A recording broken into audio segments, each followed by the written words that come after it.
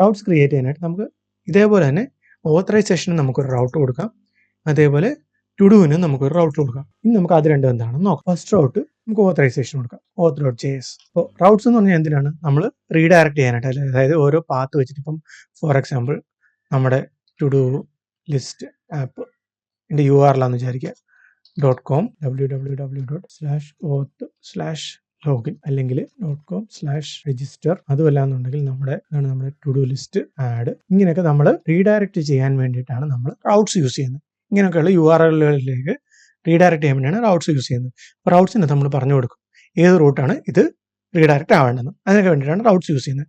നമ്മുടെ മെയിൻ app.jsന്റെ അകത്ത്, സോറി ഇത് ഫ്രണ്ട് എൻഡ് ആണ് അല്ലേ, ഓക്കെ, ഇതിൻ്റെ അകത്താണ് നമ്മൾ ഇതുപോലെ ഇത് ഡിഫോൾട്ട് റൂട്ടിലേക്കാണ് കൊടുത്തേക്കുന്നത്, ഈ സ്ലാഷ്.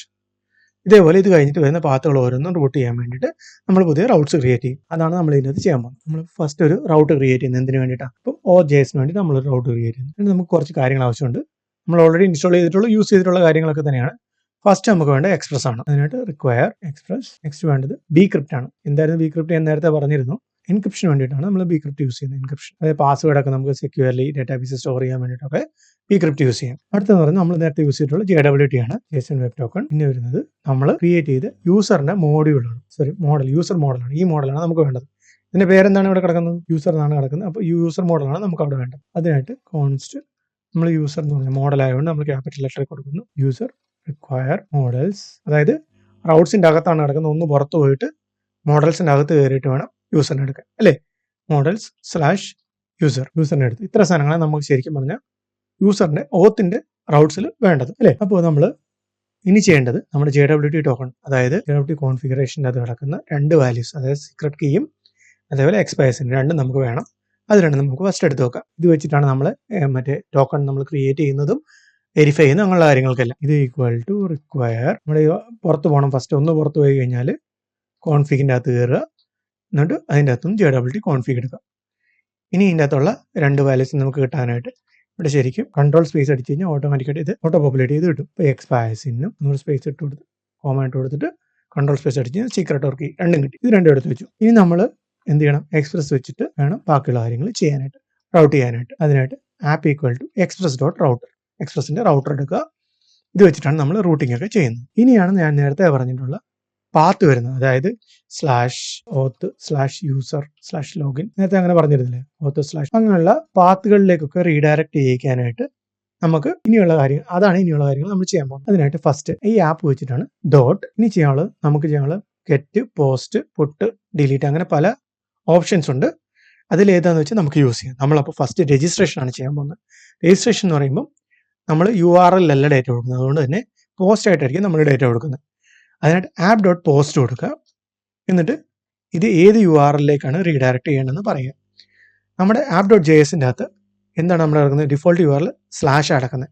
സ്ലാഷ് കഴിഞ്ഞിട്ട് നമുക്ക് വരുന്ന ഏതൊരു URL നമുക്ക് ഓരോ റൗട്ട് വെച്ചിട്ട് നമുക്ക് റൂട്ട് ചെയ്യാൻ പറ്റും ഓരോരുത്തർക്കും. നമ്മൾ ഇവിടുന്ന് ഡയറക്റ്റ് രജിസ്റ്റർ മാത്രം കൊടുക്കും. രജിസ്റ്റർ എന്ന് പറഞ്ഞുകൊണ്ട് വരുവാണെങ്കിൽ വെറും സ്ലാഷ്, നമ്മുടെ വെബ്സൈറ്റിന്റെ പേര് അല്ലെങ്കിൽ ലോക്കൽ ഹോസ്റ്റ് /register എന്ന് പറഞ്ഞു കഴിഞ്ഞാൽ ഈ ഒരു റൗട്ടിലേക്ക് പോകണം. അതാണ് നമ്മൾ ചെയ്യുന്നത്. അതിനായിട്ട് റിക്വസ്റ്റ് റെസ്പോൺസ്, ഇതിൻ്റെ അടുത്ത് ഒരു നെക്സ്റ്റ് റൂട്ട് ഇട്ടിരുന്നെങ്കിൽ അത് മിഡിൽ വെയർ ആയനെ, അല്ലേ? അപ്പോൾ ഇതിൻ്റെ അകത്ത് നമ്മൾ റിക്വസ്റ്റും റെസ്പോൺസും എടുത്തിട്ട് നമ്മൾ എന്ത് ചെയ്യും? നമ്മൾ ഇതെടുത്തിട്ടാണ് നമ്മൾ യൂസറിനെ രജിസ്റ്റർ ചെയ്യുന്നത്. ഫസ്റ്റ് നമ്മൾ ഇപ്പം റിക്വസ്റ്റ് ബോഡിക്കകത്തുനിന്ന് നമ്മൾ റിക്വസ്റ്റ്.ബോഡിക്കകത്തുനിന്ന്, റിക്വസ്റ്റ് ബോഡി എന്ന് പറഞ്ഞാൽ ഇൻകമിങ് ഒരു മറ്റേ JSON ആയിട്ട് വരുന്ന ഡേറ്റയ്ക്കകത്തുള്ള കംപ്ലീറ്റ് ഡേറ്റയാണ് റിക്വസ്റ്റ്.ബോഡിക്കകത്ത് കിട്ടുന്നത്. ഇതിനകത്ത് നമുക്ക് വേണ്ട സാധനങ്ങൾ നമ്മൾ എടുക്കുന്നു. ഫ്രണ്ട് എൻഡിൽ നിന്ന് നമ്മൾ പ്രതീക്ഷിക്കുന്നത് ഫുൾ നെയിം, ഇമെയിൽ, പാസ്വേഡ്, ഈ 3 സാധനങ്ങളാണ്. കാരണം എന്താ? നമ്മളിവിടെ എടുത്തേക്കുന്ന കാര്യമാണ് യൂസർ മോഡലാണ്, അല്ലേ? നമ്മുടെ യൂസർ മോഡൽ എവിടെ? യൂസർ മോഡലിനകത്ത് ഫുൾ നെയിം, ഇമെയിൽ, പാസ്വേഡ്, ഈ 3 മാത്രമാണ് നമ്മുടെ ഡേറ്റാബേസിൽ. അപ്പോൾ ഈ 3 മാത്രമേ നമ്മൾ എക്സ്പെക്ട് ചെയ്യുന്നുള്ളൂ, അല്ലേ? യൂസറിൻ്റെ കയ്യിൽ നിന്ന്.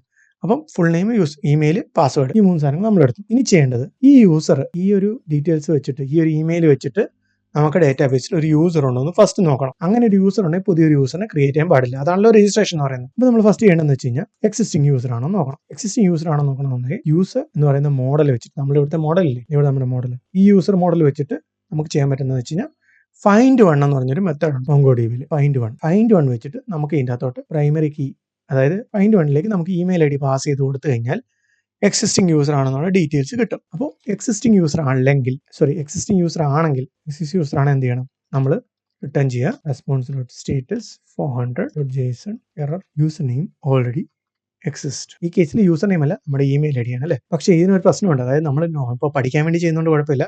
പക്ഷേ ഇങ്ങനെയുള്ള നമ്മൾ എറർ മെസ്സേജ് സ്പെസിഫിക് ആയിട്ട് കൊടുക്കരുത്. അവർക്ക് മനസ്സിലായി ഒരു ഹാക്കറാണ് വരുന്നുണ്ടെങ്കിൽ email I D already exist എന്ന് പറഞ്ഞു കഴിഞ്ഞാൽ ഹാക്കറിന് മനസ്സിലാവും നമ്മുടെ ഡാറ്റാബേസ് ഇങ്ങനെ ഒരു യൂസർ ഉണ്ട്. അപ്പോൾ അത് വെച്ചിട്ടായിരിക്കും അവർ പിന്നീടുള്ള കാര്യങ്ങൾ ചെയ്യാൻ നോക്കുന്നത്. അതിനാൽ തന്നെ ജനറിക് ആയിട്ടുള്ള എറർ മെസ്സേജ് കൊടുക്കാവുന്നതാണ് നമുക്ക്. ഇതിപ്പോൾ പഠിക്കാനുള്ള കേസ് ആയതുകൊണ്ട് മാത്രം ഞാൻ ഇങ്ങനെ ഇട്ട് കൊടുക്കുന്നേ ഉള്ളൂ. ഇമെയിൽ ഓൾറെഡി എക്സിസ്റ്റ് എന്ന് പറഞ്ഞുകൊണ്ട് കൊടുക്കുന്നു. ഇത് ഓൾറെഡി എക്സിസ്റ്റിംഗ് ആയിട്ടുള്ള യൂസറിന്റെ കേസ്. ഇനി ഇവിടെ മറ്റൊരു ഇഷ്യൂ വരുന്നത് എന്താണെന്ന് വെച്ച് കഴിഞ്ഞാൽ നമ്മളിത് ഡയറക്റ്റ് MongoDB ആയിട്ട് നമ്മുടെ ആപ്ലിക്കേഷൻ കണക്ട് ചെയ്യുകയാണ്. അപ്പോൾ ഇവിടെ ഒരു ഡിലേ വരാൻ ചാൻസ് ഉണ്ട്. അതായത് റെസ്പോൺസിന് ഒരു ഡിലേ വന്നിട്ട് ഇച്ചിരി സമയം കഴിഞ്ഞിട്ടായിരിക്കും ചിലപ്പോൾ റെസ്പോൺസ് കിട്ടുന്നത്. അപ്പം മില്ലി സെക്കൻഡ്സ് ആയിരിക്കും, എന്നാലും കുറച്ച് സമയം കഴിഞ്ഞിട്ടായിരിക്കും നമുക്ക് റെസ്പോൺസ് കിട്ടുന്നത്. അപ്പോഴത്തേന് ഇങ്ങനെ കൊടുത്തു കഴിഞ്ഞാൽ ഓട്ടോമാറ്റിക്കായിട്ട് ഇത് ഇവിടെ ഡേറ്റ കിട്ടാതെ ഇത് എക്സിറ്റ് ആയി പോകും, അല്ലെങ്കിൽ ഡേറ്റ കിട്ടാതെ അടുത്ത പ്രോസസ്സിലേക്ക് പോകും. അത് ഒഴിവാക്കാൻ വേണ്ടിയിട്ട് നമുക്ക് ഇവിടുന്ന് എസിങ് അവൈറ്റ് എന്ന് പറഞ്ഞ ഒരു ഓപ്ഷൻ നമുക്ക് കൊടുക്കാം. അതായത് നമ്മൾ റെസ്പോൺസിന് വേണ്ടി അവൈറ്റ് ചെയ്യുന്നു, വെയിറ്റ് ചെയ്ത് റെസ്പോൺസിന് വേണ്ടി നമ്മൾ വെയിറ്റ് ചെയ്യുന്നു. അതിനായിട്ട് ഇവിടെ നമ്മൾ എസിങ്ക്രണസ് ആയിട്ട് ഇവിടെ കൊടുക്കണം. എസിങ്ക്രണസ് കൊടുത്തു കഴിഞ്ഞാൽ മാത്രമേ ഇവിടെ നമുക്ക് അവൈറ്റ് യൂസ് ചെയ്യാനായിട്ട് പറ്റുള്ളൂ. അപ്പോൾ ഈ യൂസർ ഡോട്ട് ഫൈൻഡ് വണ്ണിൻ്റെ റെസ്പോൺസ് വരുന്നിടം വരെ ഇത് വെയിറ്റ് ചെയ്യും. റെസ്പോൺസ് വന്നിട്ട് മാത്രമേ ചെക്ക് ചെയ്യത്തുള്ളൂ ഇത് എക്സിസ്റ്റിംഗ് യൂസർ ആണോ അല്ലയോ എന്ന്. അത് കാരണം ഇത് ഡയറക്റ്റ് ആയിട്ട് പെട്ടെന്ന് അടുത്ത ലൈനിലേക്ക് പോവില്ല. ഇതിനുവേണ്ടി വെയിറ്റ് ചെയ്ത് റെസ്പോൺസ് വന്നതിന് ശേഷം മാത്രമേ അടുത്ത ലൈനിലേക്ക് പോകും. ഇത് ഒന്ന് ഓർത്ത് വെച്ചേക്കാം, എസിങ് അവൈറ്റ്. ഇപ്പോഴത്തെ കേസിൽ നമ്മൾ എക്സിസ്റ്റിംഗ് യൂസർ ആയ കേസിൽ ഇമെയിൽ ഓൾറെഡി എക്സിസ്റ്റ് എന്ന് പറഞ്ഞാൽ എററാക്കി. എക്സിസ്റ്റിംഗ് യൂസർ അല്ലാത്ത കേസ് ആണെന്നുണ്ടെങ്കിൽ നമ്മൾ ഈ പാസ്വേഡ് ഫസ്റ്റ് എൻക്രിപ്റ്റ് ചെയ്യും. അതിനായിട്ട് കോൺസ്റ്റ് ഹാഷ് എന്ന് പറഞ്ഞൊരു വേരിയബിളിലേക്ക് bcrypt ഡോട്ട് ഹാഷ് bcrypt വെച്ചിട്ട് നമ്മൾ ഹാഷ് ചെയ്യും. നേരത്തെ പറഞ്ഞത് പാസ്വേഡ് ഒക്കെ എൻക്രിപ്റ്റ് ചെയ്യാൻ വേണ്ടിയിട്ടാണ് bcrypt യൂസ് ചെയ്യുന്നത് അല്ലേ.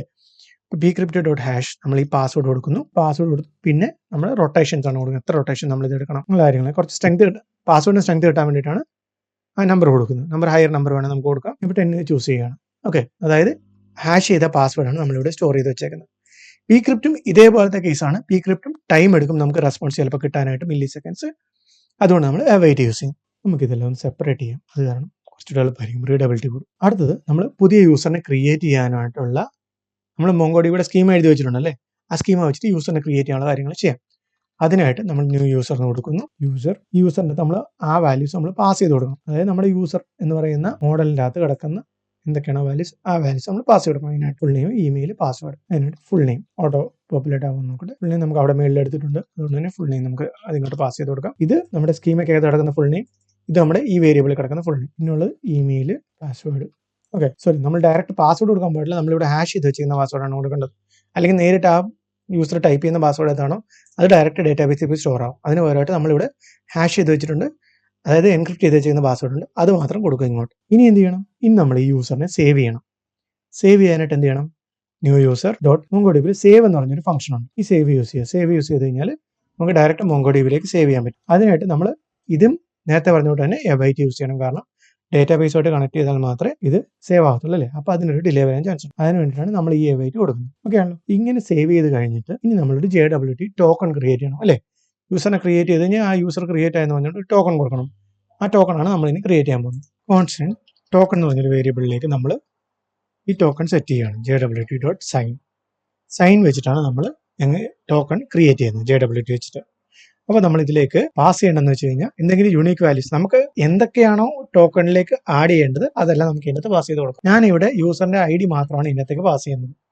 അപ്പോൾ ന്യൂ യൂസർ, നമ്മളിപ്പോൾ ഇവിടുന്ന് വന്നിരിക്കുന്ന ഈ ന്യൂ യൂസർ ഡോട്ട് _ID എന്ന് പറയുന്നത് MongoDBയിൽ ബൈ ഡിഫോൾട്ട് ആയിട്ട് എല്ലാ ഡേറ്റയ്ക്കും ഓട്ടോമാറ്റിക്കായിട്ട് വരുന്നതാണ്. അപ്പോൾ ഈ _ID നമുക്ക് ഏത് സ്കീമയ്ക്കകത്തും കിട്ടും, അത് ഏത് ഡേറ്റയ്ക്കകത്ത് നമുക്ക് കിട്ടുന്നതാണ് നോർമലി. രണ്ടാമത്തെ എന്ന് പറഞ്ഞു കഴിഞ്ഞാൽ ഇവിടെ എഴുതി വെച്ചിരിക്കുന്നതുകൊണ്ട് തന്നെ സീക്രട്ട് ഓർ പ്രൈവറ്റ് കീ, നമ്മൾ സീക്രട്ട് കീ ആഡ് ചെയ്യുന്നു. മൂന്നാമത്തേന്ന് പറഞ്ഞാൽ എക്സ്പയർസിങ്, എത്ര സമയം കൊണ്ട് ഈ ടോക്കൺ എക്സ്പയർ ആകും. ഇത് മൂന്നാണ് നമ്മൾ കൊടുക്കേണ്ടത്. അപ്പം JWT സൈൻ കൊടുത്തു കഴിയുമ്പോൾ ഇതിൻ്റെ അകത്ത് ടോക്കൺ കിട്ടും. നമ്മൾ റെസ്പോൺസിൽ ജസ്റ്റ് ഡയറക്റ്റ് ഈ ടോക്കൺ അങ്ങ് പാസ് ചെയ്ത് കൊടുക്കുന്നു. നിങ്ങൾ ചോദിക്കും ഇവിടെ എന്തുകൊണ്ടാണ് ടോക്കൺ ഇങ്ങനെ ഇടാഞ്ഞത്? രണ്ടായാലും സെയിം ആണ്. സെയിം നെയിം ആണെന്നുണ്ടെങ്കിൽ ഇത് തന്നെ യൂസ് ചെയ്യാം. ഓക്കെ, സേവ് ചെയ്യാം. എല്ലാ കാര്യങ്ങളും നമ്മൾ ചെയ്തു. ഇനി ഒരു കാര്യം കൂടി ഇതിൻ്റെ അകത്ത് ചെയ്യാണ്ട്, നമ്മൾ ഇതൊരു ട്രൈ ക്യാച്ചിൻ്റെ അകത്ത് ഇടണം.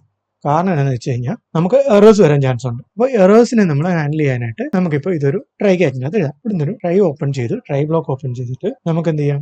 നമുക്ക് ഈ റെസ്പോൺസ് ടോക്കൺ കഴിഞ്ഞിട്ട് ഇതിനെ ക്യാച്ച് ചെയ്യാം. എറേഴ്സിനെ നമ്മൾ ക്യാച്ച് ചെയ്യുന്നു. എന്നിട്ട് എന്ത് ചെയ്യുന്നു? എന്തെങ്കിലും എറർ വന്നു കഴിഞ്ഞാൽ നമുക്ക് ചെക്ക് ചെയ്യണമെന്നുണ്ടെങ്കിൽ നമുക്കൊന്ന് കൺസോൾ ലോഗ് കൊടുത്ത് നോക്കാം എന്താണ് എറർ വന്നെന്ന്. അല്ല എന്നുണ്ടെങ്കിൽ നമുക്ക് അല്ല അത് കൂടാതെ നമുക്ക് റെസ്പോൺസിലേക്ക് നമുക്കിത് ഈ ഡാറ്റ സെൻഡ് ചെയ്യാം. സ്റ്റാറ്റസ് എന്തായിരിക്കും? എറർ അല്ലേ വന്നത്, അത് കാരണം 500 കൊടുക്കുക. ഡോട്ട് ജേസൺ ജേസണായിട്ട് നമ്മൾ റെസ്പോൺസ് പാസ് ചെയ്യും. എറർ സെർവർ എന്ന് പറഞ്ഞ് നമ്മൾ ജനറിക് എറർ കൊടുക്കുന്നു. നേരത്തെ പറഞ്ഞോട്ട് നമ്മൾ ഈ ഒരു കേസിൽ നമ്മൾ ജനറേറ്റഡ് എററാണ് കൊടുക്കുന്നത്. നമ്മൾ ഫസ്റ്റ് രജിസ്ട്രേഷൻ API കംപ്ലീറ്റ് ആയി. നമുക്ക് ഇതൊക്കെ ടെസ്റ്റ് ചെയ്ത് നോക്കാം. ചെയ്ത് കഴിഞ്ഞിട്ട് ടെസ്റ്റ് ചെയ്ത് നോക്കാം. ഓക്കെ, രണ്ടാമത്തെന്ന് പറയുന്നത് ലോഗിൻ API ആണ്. രജിസ്ട്രേഷൻ മാത്രം പോരല്ലോ, ലോഗിൻ ചെയ്യാൻ പറ്റണ്ടേ. അപ്പോൾ ക്വിക്കായിട്ട് ഞാൻ അന്ന് സ്റ്റാർട്ട് ചെയ്യാണ്. ഇവിടെ നമ്മൾ പോസ്റ്റ് ആണ് യൂസ് ചെയ്യുന്നത്. ലോഗിൻ, പിന്നീട് നമുക്ക് റിക്വസ്റ്റ് റെസ്പോൺസ് വരും. അതേപോലെ ഇത് അസിൻക്രണസ് ആയിരിക്കും, രജിസ്റ്റർ പോലെ തന്നെ, കാരണം ഡേറ്റാബേസ് ഇന്ററാക്ഷൻ ഒക്കെ വരുന്നുണ്ട്.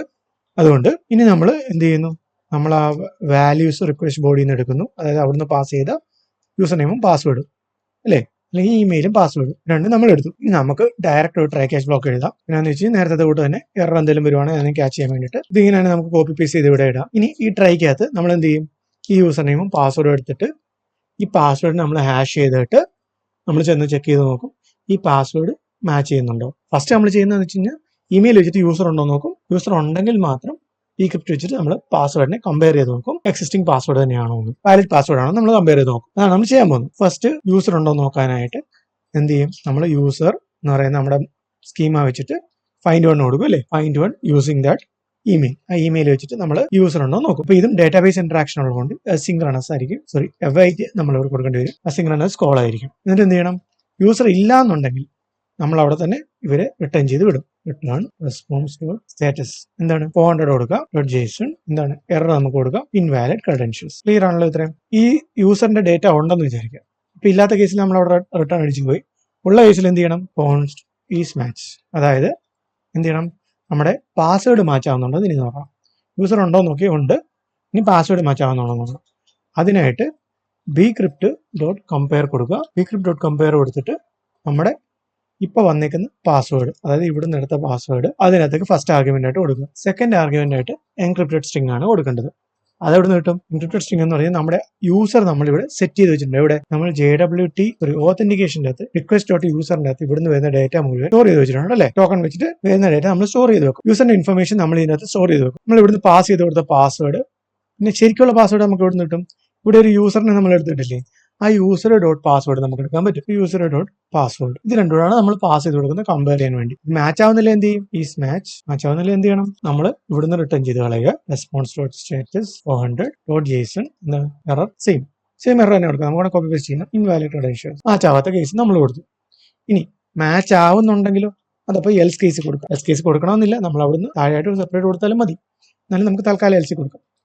ടോക്കൺ ഈക്വൽ ടു നമ്മൾ ഇവിടുന്ന് ടോക്കൺ ക്രിയേറ്റ് ചെയ്ത് കൊടുക്കും. എന്തൊക്കെ ചെയ്തത്, ഇപ്പം ഫസ്റ്റ് റിക്വസ്റ്റ് ബോർഡിൽ നിന്ന് നമ്മൾ ഇമെയിലും പാസ്വേഡ് എടുത്തു. ഇമെയിൽ വെച്ചിട്ട് ഇങ്ങനെ ഒരു യൂസർ ഉണ്ടെന്ന് നോക്കി. യൂസർ ഇല്ലെങ്കിൽ റിട്ടേൺ ചെയ്ത് കളഞ്ഞു. യൂസർ ഉണ്ടെങ്കിൽ ആ പാസ്വേഡ് എടുത്തിട്ട് ഈ യൂസറിന്റെ റിലേറ്റഡ് ആയിട്ടുള്ള പാസ്വേഡായിട്ട് കമ്പയർ ചെയ്യുന്നു bcrypt വെച്ചിട്ട്. ഇത് ഈക്വൽ ആണോ നോക്കുമല്ലേ, ഇന്ന് കമ്പയർ ചെയ്യുകയാണ് ചെയ്യുന്നത് bcrypt വെച്ചിട്ട്. എന്നിട്ട് മാച്ച് ആവുന്നില്ലെങ്കിൽ റിട്ടേൺ ചെയ്ത് കളഞ്ഞു. മാച്ച് ആവുന്നുണ്ടെങ്കിൽ നമുക്ക് ആ യൂസർ വാലിഡ് യൂസർ ആണ്. അപ്പൊ നമുക്ക് ആ യൂസറിന് വേണ്ടിയിട്ട് ഒരു ടോക്കൺ കൊടുക്കാം. ഈ ടോക്കൺ ആയിരിക്കും പിന്നീടുള്ള എല്ലാ റിക്വസ്റ്റിനും ഈ യൂസർ യൂസ് ചെയ്യാൻ പോകുന്നത്. നമ്മൾ അത് വെച്ചിട്ടായിരിക്കും ആ യൂസർ വാലിഡ് ആണോ അല്ലയോ എന്ന് ചെക്ക് ചെയ്യാൻ പോകുന്നത്. Token equal to JWT dot sign. നമ്മൾ നേരത്തെ പറഞ്ഞോട്ട് തന്നെ ഐ ഡി വെച്ചിട്ടായിരിക്കും നമ്മൾ സൈൻ ചെയ്യാൻ പോകുന്നത് അല്ലേ. User dot underscore ID. ഇവിടുത്തെ ഈ യൂസറിന്റെ ID എടുത്തു, നമ്മൾ ഡിഫോൾട്ട് ID എടുത്തു. ഇനി എന്ത് ചെയ്യണ്ടേ, നമ്മൾ ഇതിന്റെ പാസ് ചെയ്യണം, സീക്രട്ട് കീ പാസ് ചെയ്യണം അല്ലേ. സീക്രട്ട് ഓർ കീ എന്ന് തോന്നുന്നു. ഓക്കെ, സീക്രട്ട് ഓർ കീ എത്ര സമയം കൊണ്ട് ഇത് എക്സ്പയർ ആവുന്നു. എക്സ്പയർസ് ഇൻ 3 പാസ് ചെയ്ത് കൊടുത്ത് നമുക്ക് ടോക്കൺ കിട്ടും. ഇനി റെസ്പോൺസ് ഡോട്ട് ജേസന്റെ മെസ്സേജ് നമ്മൾ പാസ് ചെയ്ത് കൊടുക്കുക. Login successful. എന്നിട്ട് നമ്മൾ ഇതിൻ്റെ കൂടെ തന്നെ ആ ടോക്കണോടെ പാസ് ചെയ്ത് കൊടുത്തു കഴിഞ്ഞാൽ ഫ്രണ്ട് എൻഡിൽ ലോഗിൻ സക്സസ് ആയെന്നും കാണിക്കും. അതേപോലെ എന്തായിരുന്നു നമ്മൾ കൊടുക്കാൻ ഉദ്ദേശിക്കുന്ന ടോക്കൺ, ആ ടോക്കൺ അവർക്ക് പാസ് ചെയ്ത് കൊടുക്കും. ഈ ടോക്കൺ വെച്ചിട്ട് അവർക്ക് പിന്നീടുള്ള എല്ലാ റിക്വസ്റ്റുകളിലും ഓതന്റിക്കേറ്റ് ചെയ്യാം. ഇതിലാണ് നമ്മൾ OJS നമ്മൾ ചെയ്യാനായിട്ട് ഉദ്ദേശിച്ചിരുന്നത്. അപ്പോൾ ഈ ഒരു റൗട്ട് കംപ്ലീറ്റ് ആയി. അടുത്ത് നമുക്ക് ToDo JS നോക്കാം.